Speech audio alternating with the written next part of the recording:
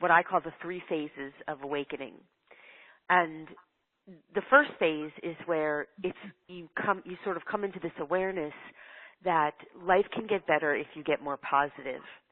And so you start, people start sort of choosing affirmations, and they start choosing to look at the bright side, and they choose to only see things, they start realizing about reframing, which is very powerful, to reframe something, glass half full versus glass half empty type of thing. And they start playing with law of attraction because they become aware, like, oh, if I'm positive and if I see good things and think good things and feel good things, more good things will come to me.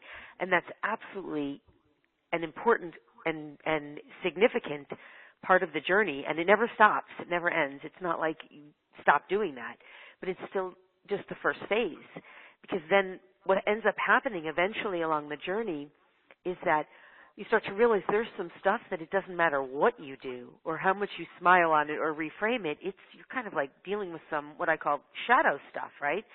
And this is really what each of us, when you talk about people having a mission, we all have missions and purposes, multiple missions and purposes, and some of it involves clearing out some shadow stuff.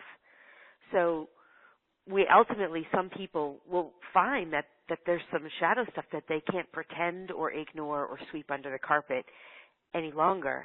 And then, so there's a process of working through that, clearing it out, healing it, resolving it, addressing it on very fundamental levels, realizing that positivity alone won't transform it. And then eventually you shift into a third phase, they're always overlapping, but the third phase is where you start to come into a more of a sacred neutral, more and more aligned with source consciousness, which is sort of free from judgment. It stops, when you're aligned with this, it stops seeing things as good or bad, black or white. It starts recognizing that all of it is. It just is. It just exists.